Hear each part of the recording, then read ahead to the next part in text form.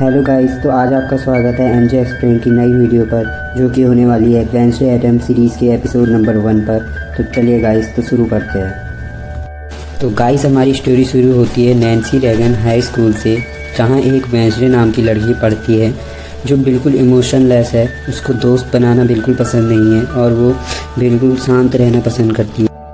Wednesday को कोई भी कलर पसंद नहीं है, सिर्फ ब्लैक कलर को छोड़ के, और वो बिल्कुल शांत रहना पसंद करती है और किसी से बात करना उसको अच्छा नहीं लगता है।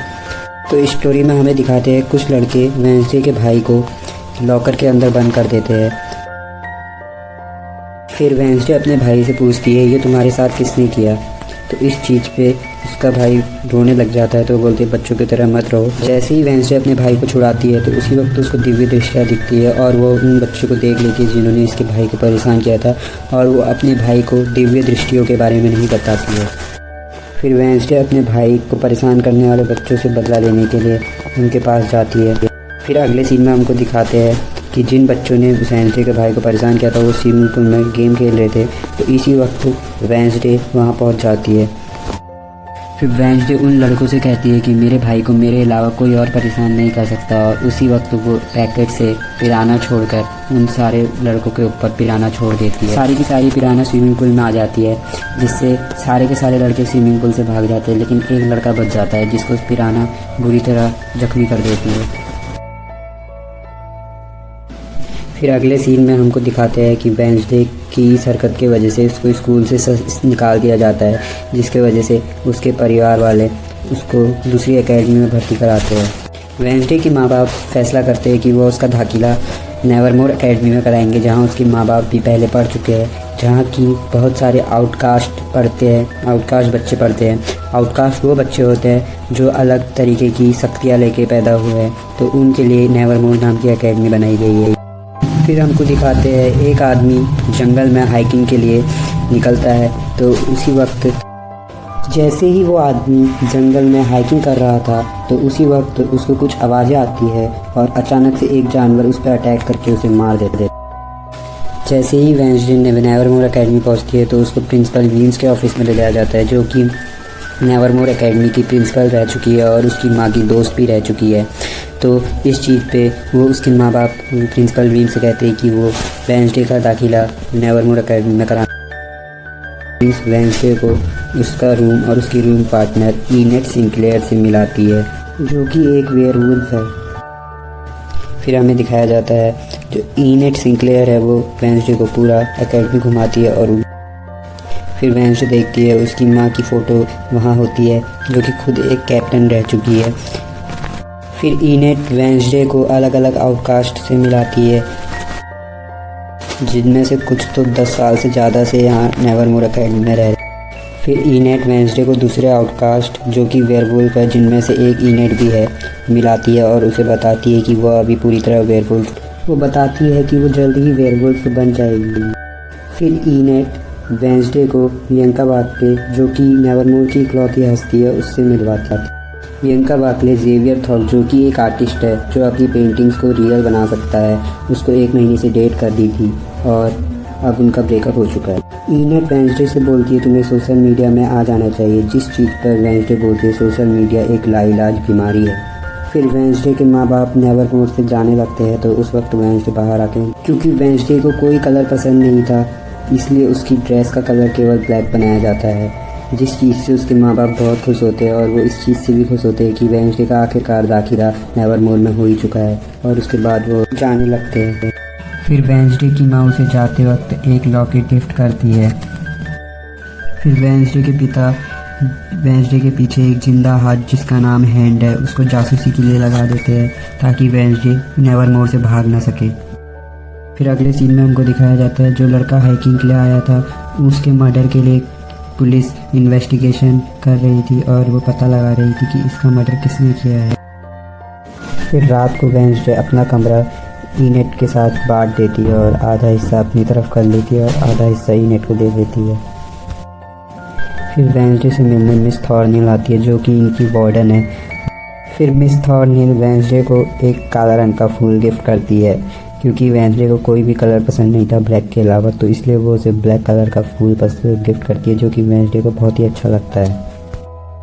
फिर अगले दिन वेंसडे प्रियंका बाकले, जो कि बहुत अच्छी तलवारबाज रही है, उसको तलवारबाजी के उसमें चैलेंज करती है और उससे फिर वेंसडे और प्रियंका के बीच फाइट होती है जिसमें वेंसडे पहला पॉइंट जीत जाती है। फिर अगला पॉइंट वेंसडे से प्रियंका जीत जाती है, जिस चीज़ पर वेंसडे बोलती है कि वो मिलिट्री के नियमों के हिसाब से खेलना चाहती है, जिसमें उनको कोई हेलमेट नहीं पहनना होगा। और फिर मुकाबला शुरू होता है जिसमें वेंसडे प्रियंका से हार जाती है और उसके मुंह में तलवार का एक निशान पड़ जाता है। फिर अगले दिन वेंसडे रोवन से मिलती है, जो कि एक आउटकास्ट है और जिस पर टेलीकाइनेटिक्स पावर है। फिर अगले सीन में हमको दिखाते हैं कि एक मूर्ति वेंसडे के ऊपर गिरने वाली होती है, तो उसी वक्त जेवियर उसको बचा लेता है, जिसकी वजह से वेंसडे बेहोश हो जाती है। जब वेंसडे अपने रूम में पहुंचती है तो वो हैंड को जासूसी करते हुए पकड़ लेती है। फिर वेंसडे हैंड से बोलती है कि उसको मेरे लिए वफादारी की शपथ लेनी होगी, वरना मैं उसको बंद कर दूंगी, जिसकी वजह से वो हमेशा के लिए ड्रॉर के अंदर ही बंद रह जाएगा और तड़प तड़प के मर जाएगा। जिसके बाद हैंड वेंसडे के लिए शपथ लेता है और उसके लिए वफादारी की कसम खाता है, जिससे वेंसडे बहुत खुश होती है। फिर हम देखते हैं मिस वीम्स वेंसडे को साइकाइट्रिस्ट के पास ले जाती है, क्योंकि उसको कोर्ट से ऑर्डर आया होता है कि उसको साइकाइट्रिस्ट के पास दिखाना होगा, तो इस वजह से मिस वीम्स उसको साइकाइट्रिस्ट के पास ले जाती है। फिर साइकाइट्रिस्ट वेंसडे का टेस्ट लेती है और उससे सवाल पूछने लग जाती है, जिसके बाद वेंसडे उनसे बोलती है कि उसे बाथरूम जाना है, जिस चीज़ पर साइकाइट्रिस्ट उसे जाने की इजाज़त दे देता है। जैसे ही वेंसडे बाथरूम पहुंचती है तो वो खिड़की के रास्ते बाहर जाने की तैयारी करती है और खिड़की के रास्ते बाहर भाग जाती है। फिर आगे जाते वक्त वो एक आदमी से टकराती है और उसको फिर दिव्य दृष्टि दिखती है कि उस आदमी का एक्सीडेंट होने वाला है और वो बुरी तरह मर जाएगा और उसकी गर्दन टूट जाएगी। फिर अगले सीन में वेंसडे एक कैफेटेरिया में पहुंचती है, जहाँ एक टाइलर नाम का लड़का काम करता था। टाइलर एक मशीन सही कर रहा था, तभी अचानक से वेंसडे उसके सामने आ जाती है, जिससे वो डर जाता है। वेंसडे टाइलर से बोलती है कि मुझे कॉफ़ी पीनी है, जिस चीज़ पे टाइलर बोलता है मशीन अभी ख़राब है, जब तक वो सही नहीं होगी तब तक वो उसे कॉफ़ी नहीं पिला पाएगा, जिस चीज़ पर वेंसडे उसकी मशीन सही करने लग जाती है। क्योंकि उसके इंस्ट्रक्शन इटालियन में थे, जो कि वेंसडे को पूरी तरह समझ ना आते थे, तो उस वजह से वेंसडे टाइलर से बोलती है कि मैं तुम्हें कुछ पैसे दूंगी और तुम्हें मुझे इस नेवरमोर से बाहर निकालना होगा, जिस चीज़ पर टाइलर बोलता है वो बिकाऊ नहीं है, साफ इनकार कर देता है। जिसके बाद कुछ लड़के वेंसडे को परेशान करने आ जाते हैं, जो कि पिलग्रिम वर्ल्ड में काम करते होते हैं और वो नेवरमोर के बच्चों से नफरत करते थे।